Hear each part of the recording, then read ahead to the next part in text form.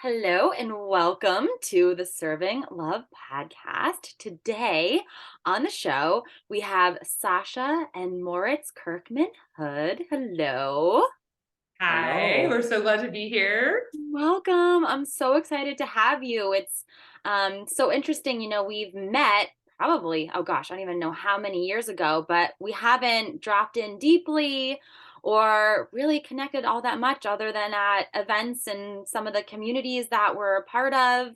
And yeah, I've just been feeling you both lately with the work that you are up to. And I'm so excited to get into it and get to know you better and hear more about it. So thank you for saying yes. Thank you for having us. We're so glad to be here. Yeah. Yeah. So Sasha and Moritz, they do couples work. So they are intimacy coaches for couples, and they have a 3-year-old son, and they've been doing this work on their own and together for a long time. So they have a ton of experience and super skillful at what they do. So tell us more. Like, what does this couples work look like? I'd love to hear your take on it and your flavor. Yeah. Do you want to start? I can. Yeah, Sasha and I have been doing this work for a combined 20 years together, not together, apart and together. And yeah, God, where to start? Like we've been basically, I would say like we had our grandmother teachers at some point, and now we've really like taken what we've learned and integrated on a daily basis. And what's really important for us is to have common practices that we do as a couple. And I would say what our speciality is really to help people live relationships that are fully authentic, turned on, and that are geared towards a greater vision. Beautiful. Yeah, and I would also add that like we are passionate practitioners of the work that we do with people. So it's not like we're just like, oh, we've graduated from the school of learning all these things and now we just impart them. We are constantly like, what is our next thing? What are we creating? What's our next big vision for our own lives? How are we using our relationship as a catalyst for the kinds of change that we want to have and building towards like living our life really guided by listening to our own desire, listening to our higher knowing, and then coming together and like finding things that we're doing each day with each other and like using the challenges that we have in relationship. I like to say like we're practitioners using those challenges to help us grow, to have more to offer our clients and more to offer the world, because that's really like that's why we live our lives this way. It's not, I would say it's not the easiest way to live, but it a lot, and it does offer a lot to other people and to us in that growth. Yeah, thank you. And I think like another part that's really important for us is that like we always look at what is our shared experience, like what is our shared desire. Like I think there's like the individual path when people come together. I think there are still very much like two individual cells trying to like live together. And a lot of what we talk about with people is how you can use desire and how you can use your connection to your body in order to create a relationship where there is an intuitive, always present thread of connection that like basically informs both people about what is going to happen and what is needed in order to live a life that is like rich and nourishing, and also like moves towards what you truly want. Thank you. I love that. And I know you both met in the rooms at One Taste, correct? Is that where you met? So Yeah. so you met in some of like the most intensive personal development rooms that I know of on this planet. So you were doing this work on your own and then it brought you together. And so I'm curious, Like, what did that look like? How was it when you first met and, both being on this path in that way and then coming together and building this life that you have now together? Mm-hmm. I want to say something for the women, because I know that you probably have women who are listening that are not in relationship that want to be in relationship, and they want to be in relationship with a man who's conscious and committed, and they're like, I get that, because I talk to a lot of women and I know women want that. And I just want to say that something that was two kind of small but major pieces that were going on for me around the time that Moritz and I started deepening our relationship and like really going into a partnership together. One of them was that I had started to get really honest with every man in my world that I was interacting with. I realized where I was like, oh, I'm saving really telling the truth and really like saying what I really want and saying how I really want things to go and what really works for me and what really doesn't. I'm saving that for when I meet the one, and I'm not being honest with all these men. And I was actually pretty good at being honest with women at that point, but for me I was like, oh, it's like too much work to make an adjustment of a man who I'm not going to be in deep intimacy with, so I just won't do that. And I started to notice that and started to have a practice of doing that with men that I was maybe being intimate with, but not in a deep relationship with, or even someone that I was just meeting on the street or like interacting with in the grocery store. I just started to get more honest with men as a practice.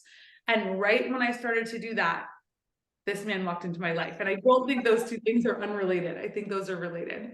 And the other piece I want to share is just that very early in our relating with each other, Moritz had this conviction, I'm sure he'll talk about this, of knowing that he wanted to be with me and really like bringing that commitment forward before I was really able to name it in myself and before I was really able to acknowledge how much I wanted it. He was like, I love you and I just want to be with you, and I'm clear that this is right and I'm here no matter what. Oh, well, that turns me on hearing that. I'm like, right? It's so hot. And I was a little scared. I uh-huh. hadn't traditionally gone after men who were so present and such a yes to me.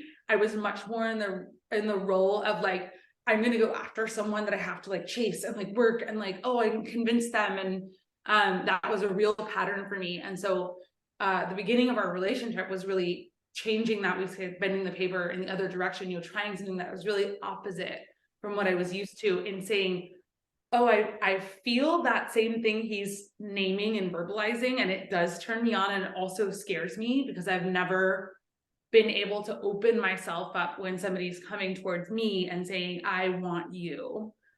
So allowing myself to say yes to that was a big edge for me at the time. And I think instrumental in creating, like, we really do have a deep commitment with each other that's unlike anything either one of us has ever experienced, with a lot of like freedom and beautiful things folded into that commitment, but really a commitment that started very early on, like knowing, okay, he said, I love you and I want this and I feel the truth of it, and I'm here no matter what, kind of like, I'm here even if you don't ever feel the same way. And that was so powerful to receive that, and so hot, but also so scary.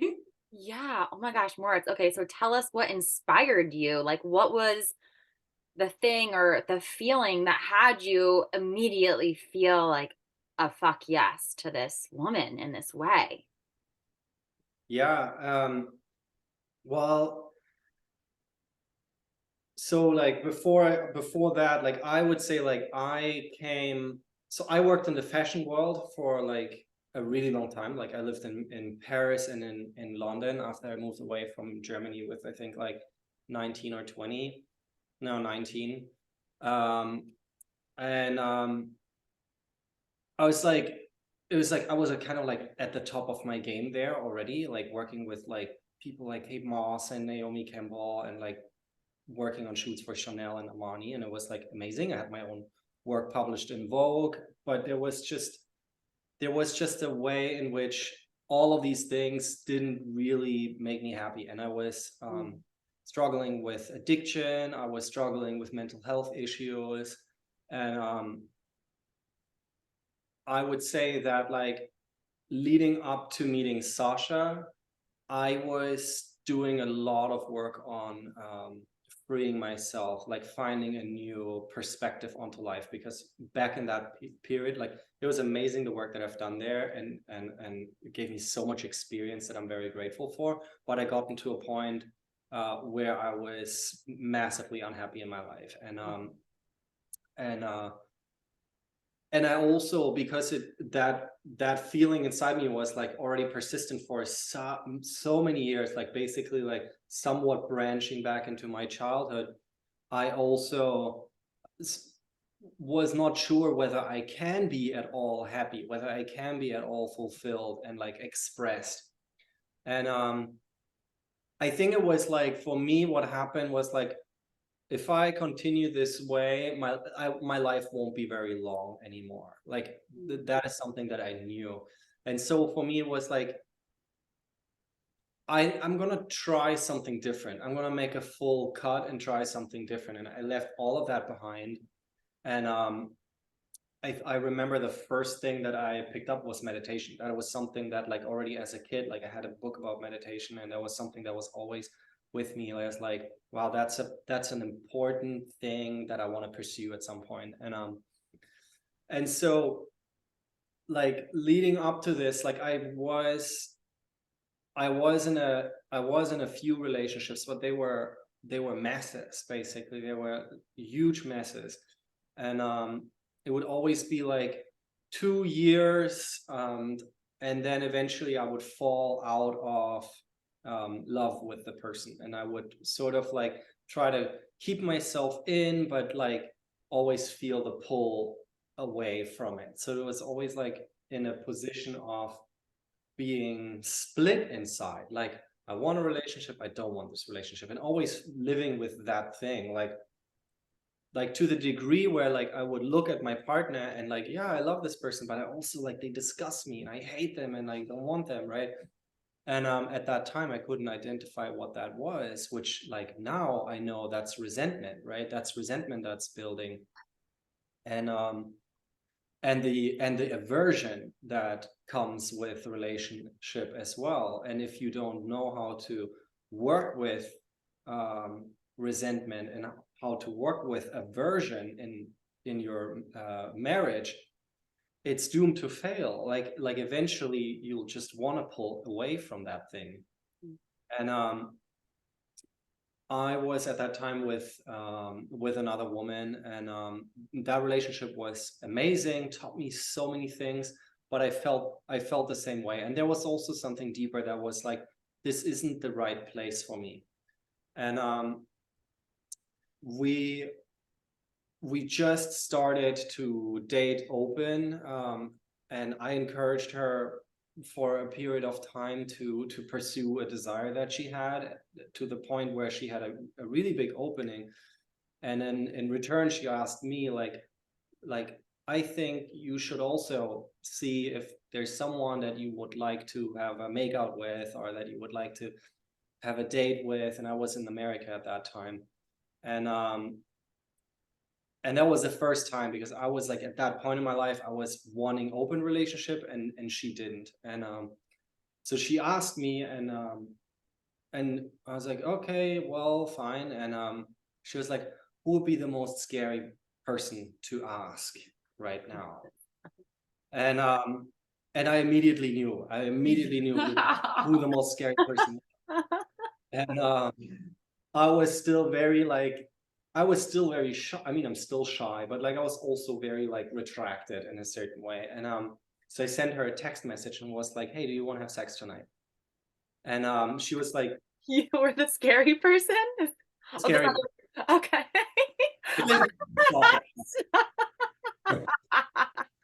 And I would get a text back pretty much immediately. That's just Sasha's style. Like, her attention is out. And the first one was yes. The second one was, who is this? Stop it. Oh my God, this is amazing. So we spent the night together, and it was incredible. Like it was an incredible makeout. And it was nothing like anything before, because it was not like on the first time, it's like there's a lot of performance and you like trying to impress the other person. Mm. And it was like the moment we were in bed, all of that actually dropped away. Mm.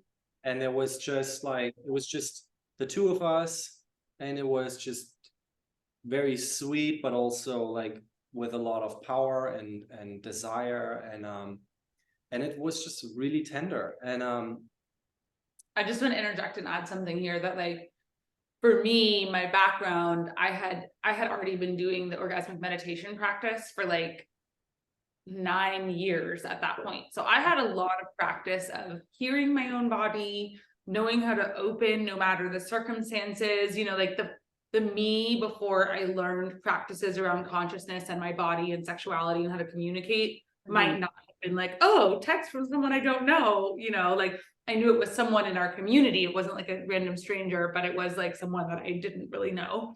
Right. But being able to open, and I think that's what was so key to that first experience that we had together, was like we both had this big opening.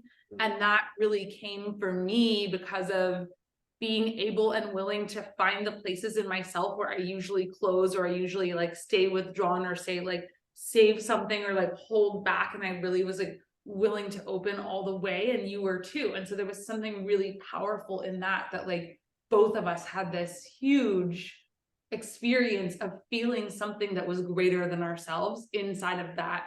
Having sex and having intimacy wasn't just like a run-of-the-mill encounter, but it was like both of us doing the work to be that open in that experience.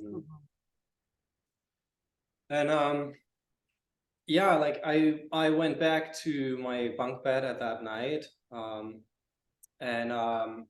and woke up the next day and just kind of like wanted to start my day business as usual. But the moment I walked out of that like little dormitory that I was staying at that time, like I think I took like 10 steps, and then I was like, oh, wait a minute, hold on, what is this? Fuck. And I was just like, this knowing just dropped in. I was like, oh fuck, I just met the woman of my life. Like that's very clear to me. Oh, I have goosebumps. Yeah, and so there's a way in which, for me, like I can be in a lot of confusion for a really long time, but when knowing comes and I get certain, like I don't fuck around with it anymore. I'm like, okay, this is it. Like there's no question anymore. And I told her pretty much on the same day. I was like, hey, I love you. Like I don't need to wait for anything here. I know this is what I was looking for my whole life. And yeah, and unless you want to say anything, I want to jump to one other part that will answer her question. Her ex-partner basically came back after we dated for a while, and I had been single for about a year that time. But he was like, I think he was like partially like attracted by like the energy that was between us, and it was like his last like, oh wow, like this woman is now moving on if I don't make a move here. And there was this moment where we were all, including him, inside of a one taste workshop, and he took the mic and proposed to Sasha. And I was also in the room, and like I was all over in love like crazy. And they went out, and Sasha came back after they've been out for like half an hour discussing this thing. And she took the mic and was like, I said yes. And I was like, what is happening? Like, anyhow, after the workshop, after it was done, she came to me basically and was like, hey, like, yes, I said yes, like, but here's the thing, I love you, I want to be with you, like, I want this thing between you and I, but I also, like, I felt like this is something that I desire and that I want to pursue with this man who was in my life for so long. And for me, what happened was I all of a sudden saw like two doors in front of me. One was like, I could pack my bags now, go home. This has only been going on for a month and a little bit, and leave it all behind, and I will recover from this and it will be okay. Mhm. And I knew that I could do that and I could start a different life. And there was another door, and that door was guarded by, I all of a sudden saw all of the reactions of my family, all of the reactions of like what other people would think if I am not pursuing a woman who will be still available to be married by me, right? If I can't make her mine. And I somewhat managed to just clearly see through that stuff, and was like, and through that door, what I will do is it's not about her, but what I commit to is not her, but it's my love. I found love. That's all I found in that moment. I was like clear. I found love. I found my heart. Not attached to this woman. But if I follow this thing, I stay right here and I don't care what's going to happen. I'm just going to stay in my commitment to love. That's all. And that's what I did in that moment. Wow. That is so powerful. I am like speechless. I love hearing this. And oh gosh, there's so many things in there to touch on, but just like hearing how each of you were on your own path up until that moment. You had done so much work, and the level of skill and attention and knowing of like how to follow love and how to be with that is like so profound. And I would love to hear obviously what happened after that. Like you said that terrified you, Sasha. Like what did that feel like for you to receive that level of knowing from this man? Was like, I'm not going anywhere. I love you. And Yeah. You know, the thing that had me change my tune really was his ex-partner, the other woman that he had been with before. She and I spoke on the phone, and she said, I really feel the connection between you two. And it's so true, and it's so real. And like, it doesn't matter if like it doesn't work with my head wants it to be or whatever, but like she really just acknowledged what she could witness and feel and see and like know to be true between the two of us. And it took another woman. Like, this is what I say so often to clients and women that I work with, and anybody in partnership or who wants to be in partnership, is like, we need other women around us to back us, to tell us the truth, to remind us of who we are. Like, I love having a powerful partner in my life. As he's like, he's up to get more. he's handling things. We love this. Okay.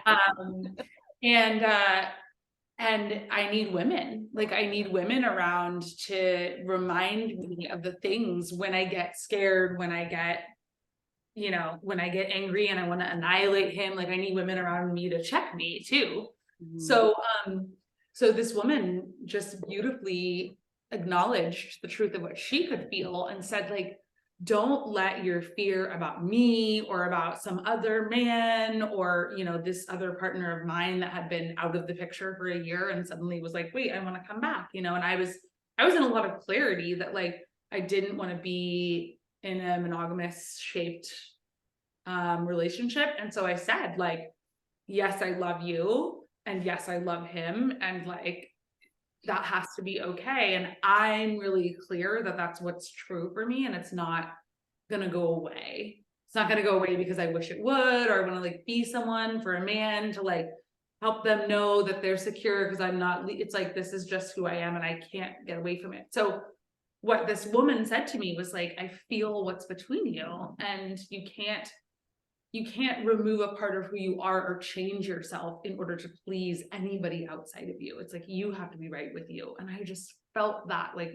run through my body. I remember where I was sitting in the place I was renting at the time. I was like on the phone with her, and it was so profound for me. That was one of many experiences of women supporting me to get into the depth that I really crave in intimacy. You know, it doesn't happen.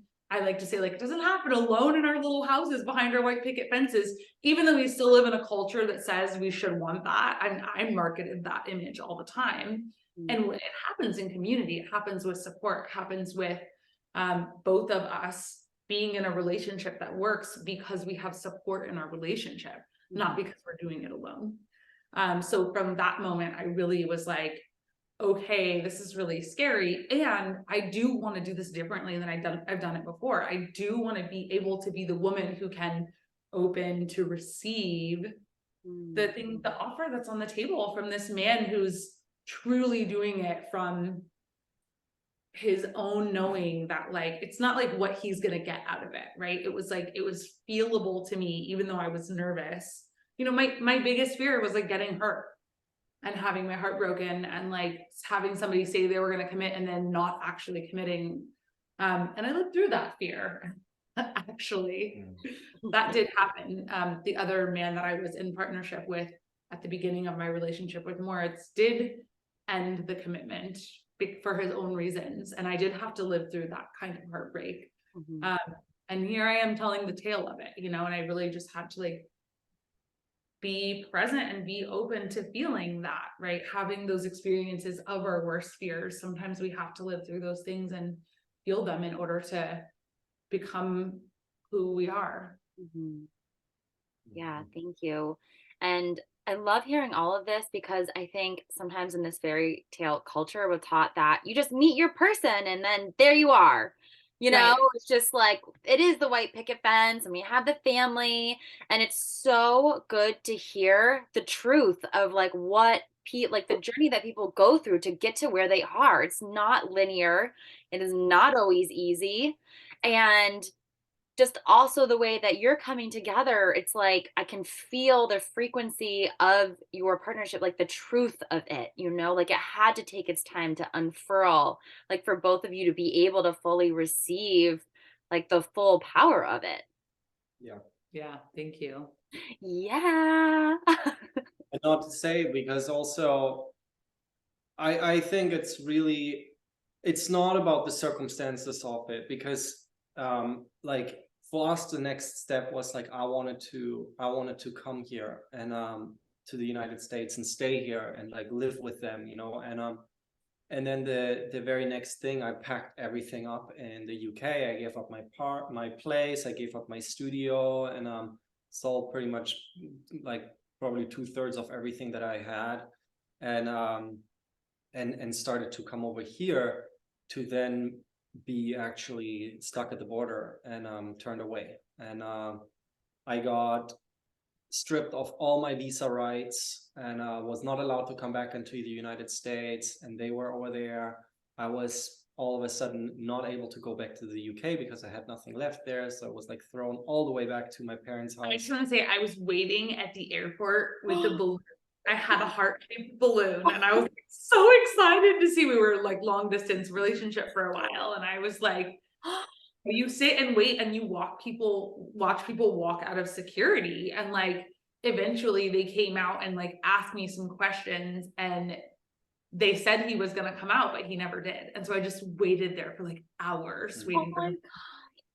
Oh my And my phone basically went off in London when I left, and it didn't come back on for, I don't know, 52 hours or something like that. Yeah. Until I was basically then turning it back on when I was back in the, landed back in the country where I came from. And, you know, after that, what happened was basically Sasha and I spent 3 years in Germany, working this whole system from the ground up in order to make this happen. So our relationship had this like radiant big moment, and I think it's like sometimes we get that in order to know this is where we are headed, right? This is where you guys need to be going. But now we have to actually like go back into the darkness, so to say, and do some more work. And I think that is what makes us these days also so powerful in holding other people, because we are like, through our relationship that's now 6 years, like we've already been in such intense dark places together that we've basically worked our way out of. And we strongly believe that like any of these things, like even the troubles and the challenges that people have in their relationships, you gotta go into those things. You gotta like go in and work it from the ground up. And that's really how you get free as a couple, how you create a bigger vision. And everybody has these sort of like dark doors in their relationship cabinets that really need to be open and looked at. Otherwise, you are always stuck in some form of dependency, codependency in your relationship, whether that's to each other or whether that's to your jobs and to the world around you. And that's basically like, that's what I meant when I said we help couples work towards a greater vision. We help them basically alchemize the challenges that they have in their life in order to know where they are headed, what's actually possible for them in their life. And it starts with desire. And I think a lot of couples who've never done any kind of work on themselves, or maybe they haven't done any deep work on desire, like maybe they're just hearing that word on your podcast for the first time, you know, it's something that they're like, oh, I want to know more, but I don't really understand it. And what are they talking about? Yes. I think it's hard to imagine even the good that can come in those visions. Like when we do work with couples, and we just taught a class the other night, at the beginning of a series class, and at the first night we have them all like sit and face their partners, you know, knee to knee, like really close together, looking into each other's eyes, and like share desires with each other. And some of them had never done that before. They'd never had the experience of like, now you're going to speak desires aloud to your partner for 2 minutes, and your partner is not going to do anything except listen and say thank you. They're not going to respond. They're not going to go get you the thing you want. They're not responsible for it. You're just learning how to like hear it in your mind and speak it. And I think for so many couples, you know, Moritz talked about like the doors and the darkness and like the things we have to navigate. Most of us can't imagine how much good we want. Like if we looked at the beginning of a relationship and we could see the arc of our lives or the arc of a relationship and like all that's going to come out of it. And you told me at the very beginning, like the amazing, incredible, beautiful, powerful, soul shifting things that were going to happen, I wouldn't have believed that. I would have been like, that's a lie, or like, that won't happen to me. Or, you know, I have like all kinds of ways that I want to sabotage or blow up those good things too.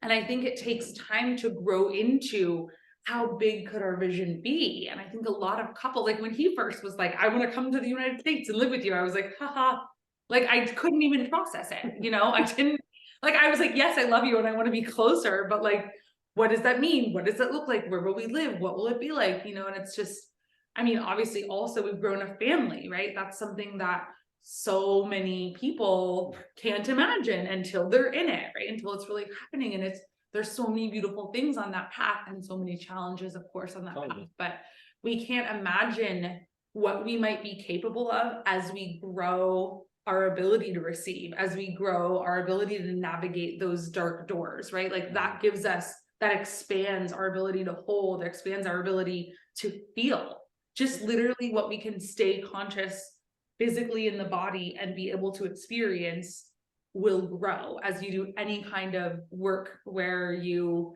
learn more about yourself, where you go deeper, where you ask these kinds of questions, where you spend time with conscious people and in community. Like you get to learn and you get to grow your capacity to feel. But at the beginning, it's really hard to imagine what that would look like. For sure. Yeah, and I'm curious to hear your thoughts on, you know, for people who haven't done any of this work before. I mean, I've seen it. It's terrifying. I've experienced this. Like if you're not used to expressing your desire, or you don't have practice in that, like you could feel like you want to die, right? So what would be something that you like would tell a couple or encourage or coach a couple to start practicing that if they've never done this before?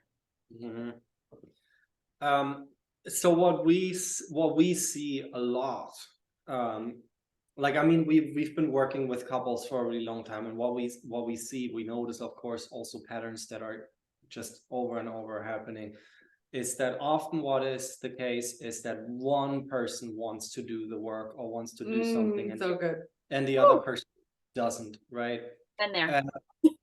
And there's this endless pattern of blame where it's like, well, I want all of this, but my partner doesn't, or like it.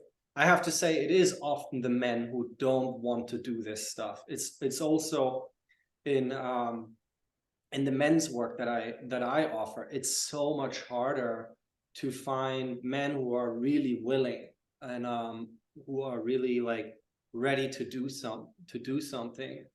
And I could go off on a tangent why that is, but I think it's also it's like the pressure that men have had on performing and on getting it right has been so intense for that there's a certain sense of like a lot of men I think have given up and are like, I'm just gonna go into my hibernation, because they don't believe anymore that there's something that's possible for them, or they say, I am exhausted, I don't want to do this anymore, I'm done. And but what I can say to any couple, whoever, whether like man or woman, is if you feel a desire to do something, just start for yourself. And we have this actually also in our relationship over and over and over, that like it's like she has a desire, I don't feel it, right? And the trick really is you gotta make the move. If you feel the desire, that's God's call on you, that you've heard it first, you are the one who's making a move. The same the other way around. Like I sometimes, like I can get furious, right? And like often for men, the way men hear desire is they get angry. That's the first way that men actually know something needs to happen, is they start to get angry and frustrated and they want to run away. That's often actually the time when it's like, well, if you wouldn't think that you're powerless over this, what would you be doing, right? What can you be doing here? And it's the same thing there. Like for me to be like, I'm gonna start this, right? Like we just recently, like we went and deepened our practices, and I felt like this is so important for us. If we want to create the stuff that we want to be creating right now, we need to up our game in this arena. And like at first it was like talking at a wall. I'm like, what is happening? Like, why is nothing going through? Right? Until I was eventually like, okay, you know what? I'm gonna do this. I'm gonna move into this direction. And eventually your partner will see that you are actually accelerating in a certain direction. And what it is to me is like, often we try to communicate everything verbally, but we don't make a move. And it's sort of like when you work with a dog, you don't tell the dog, let's go over there, and then you wait for the dog to start walking. No, but you actually, what you do, you don't even need to talk to the dog, you just start moving your body, and the body of the dog starts moving with yours. And that's the same in desire, in relationship. Mm-hmm. Wow, thank you. And I'm just going to I'm just loving listening to both of you speak about this, because I can hear your brilliance and your level of skill and how deeply practiced you are. Like I could feel that in your relationship. And yeah, this is amazing. Thank you so much. So I'm curious, like what you're up to now. I know you have some things happening and how you're working with couples, and would you speak more to that, and also how you work with couples and how they come to you, and what that looks like, and different containers and all the things? Do you want to do that? Yeah, sure. Well, what we're cooking up at the moment is a membership program, and it actually has not launched yet, but it is coming, and your listeners are going to be the first to hear about it. So it's going to be, I think in the fall, if we have a date, we'll give it to you for the show notes. And it's going to be an opportunity to get some work with us without, without, Just stay with what it is. okay. 6 months. So it's going to be an opportunity to work with us for 6 months, and it's going to be, we'll do some via Zoom, so you can be anywhere in the world. We'll do some coaching circles where we work with the couples who are on the each call, and go in with them on like what's really happening in your life now. And then there'll be some foundational things that they'll get in that program. But primarily they'll get to come, and there'll be some special events through the 6 months that they're on. But it'll be an intimate group that gets some extremely powerful and quality attention from us. Yeah. And we've done a version before, but we started having people ask for more time with us, more time where we're working with couples, because they get so much when they're like, maybe it's not even what's happening for me, but I hear what's going on in someone else's relationship. And I remember something about myself, or I remember how I want to more effectively communicate to my husband what I want, right? And so just being in that group experience is so powerful. So we've never done something quite like this, and we're really excited to offer it. Yeah, and usually we do work one-on-one with couples, and this one, like the reason why we designed this is because the work in the group is so powerful.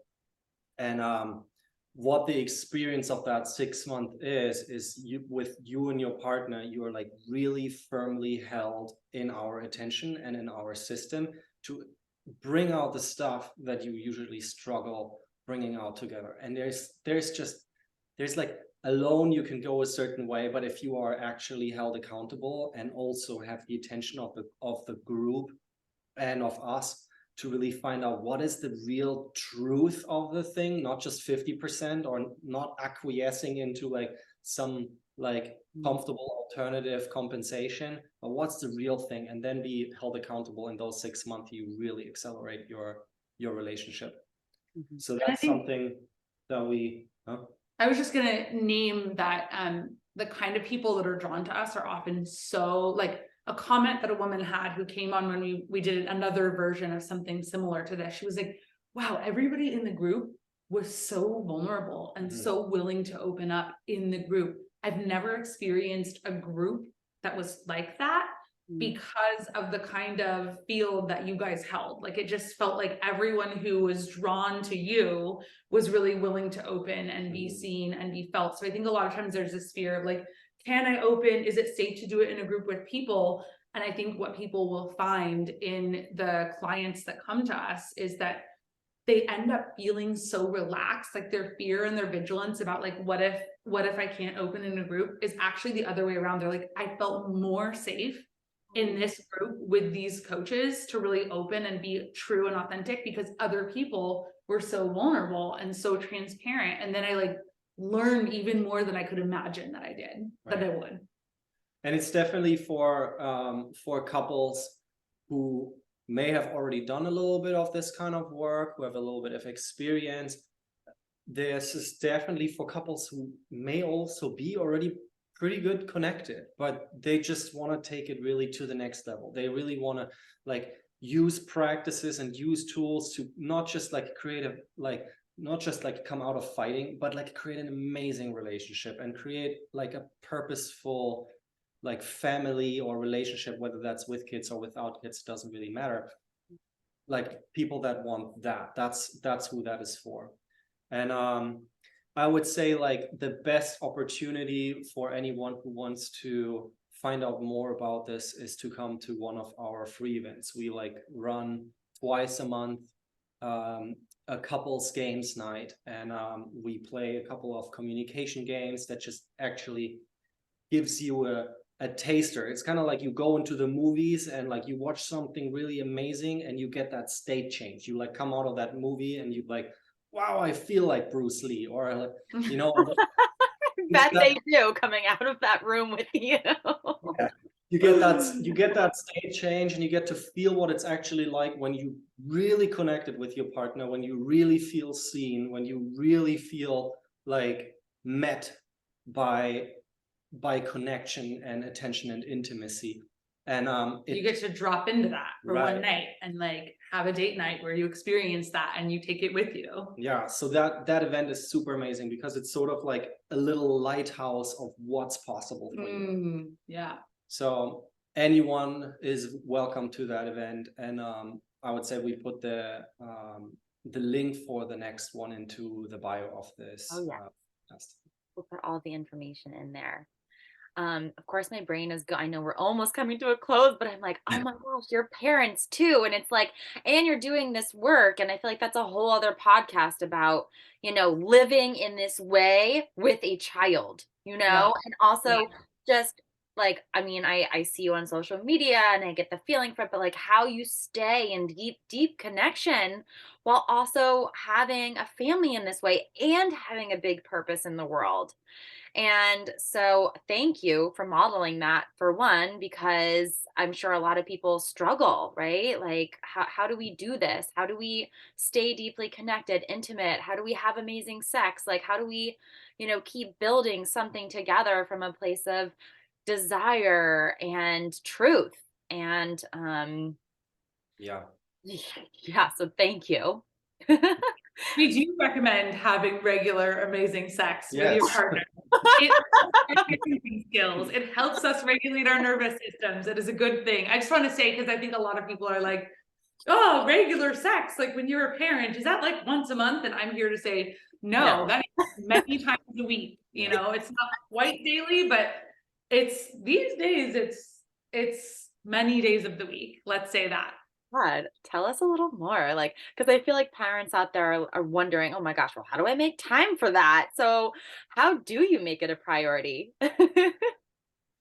Yeah, I think part of it is like we do, we talked already about a lot of different kinds of practices that we do, but we really treat our sex life like a practice. And we aren't like, we have to have the perfect conditions, or we can't we need to have the lipstick and the dates. And I think there's a lot of, especially for parents, because I think it's hard to drop in and be connected to your body. I mean, for me, just I'll speak to my experience as a mom who's breastfeeding a toddler, not all day anymore, but has a lot of body connection. Anybody who has a toddler, whether they breastfeed them or not, kids are climbing on you all day long, so you always feel a little like, oh, I'm touched by a child constantly, and you don't have a lot of personal space. And of course he climbs on my husband too, it's not only me.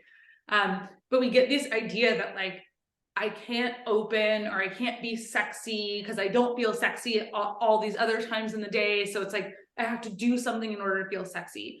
And my experience is really that it's kind of the other way around. It's like when I open, when I get really specific with my husband about how my body wants to be touched right now, right? It's like, for 5 minutes, I want to receive this kind of touch. For 5 minutes, I want you to touch this part of my body. Or we know, if our kid is taking a nap, or, he's off to grandma's house or something like that, we're like, okay, we have a little bit of time. We're going to use that time to drop in. We're going to schedule it. We know he's going to grandma's on Friday at 4. We have a break between 4 and 5. We're going to have our make out then and prioritize it. And that can be a little awkward at first, but what's resulted is we get more turned on. And then the next day we're like, let's make out again, right? It's like we get flirty, we get fun. We're touching each other's bodies in the kitchen, we're he's cooking dinner and I'm walking up behind him and just putting my hands on his body in a way that feels good to me, not just when we're having sex, but other times too. It's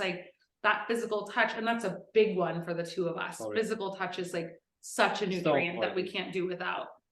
Yeah. And I also want to add that I think a lot of people spend a lot of time thinking about the resistance to the sex. So you waste a lot of time just being in the resistance to it. It's like, no, right now it's not I do want it, but right now it's not the right moment, right? Or especially also for men, it's they then become so comfortable that the alternative to the resistance is I just wait for tonight, and then when she sleeps, I'm gonna watch a porn and do it myself, right? And the thing that I work with men in my workshops a lot is take that desire that you funnel into porn, that you just basically waste alone because it's more comfortable, and learn how to penetrate that resistance. And that is it's a form of leadership. I call it erotic leadership, that you use this resistance actually to turn her on, because this is I'm here to tell you all that it works. It's my resistance, but it's also once I've started to get vulnerable and navigate a little bit my internal resistance, the next thing that's going to happen is well, she has a migraine or she doesn't want it, and she like has all these reasons, right? And it's about like actually staying with your attention on that and learning how to navigate that with your partner, and And that's take that, not just take that for a given. Like, I don't accept that. Actually, I don't accept a relationship like this. Mhm. I love that. a lot Erotic of leadership. Oh my God. Yes.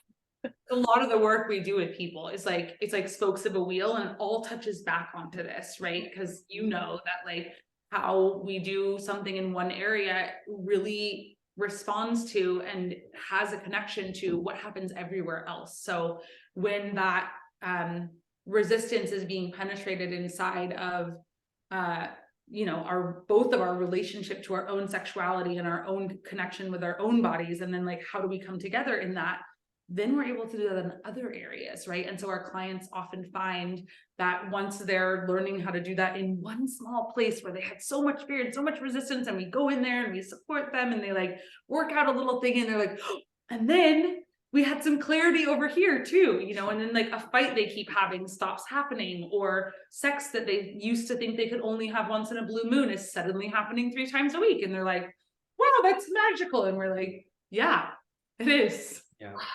Oh my goodness, so good.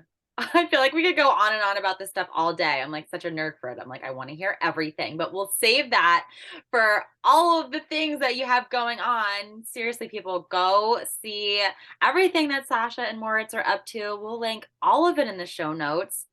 Thank you so much for saying yes to being on the show today. It was such a pleasure. And I'm just like, I'm blown away, like listening to the both of you, and so inspired for my partnership to feel this level of creation. And yeah, thank you for showing the world what's possible in partnership. Thank you, Meredith. It was Yeah, such a thank you. pleasure to be here and to connect with you. And thanks to all the listeners who got to tune in and have their minds blown today. Yay, thank you. All right. Until next time, serving love. I love you all.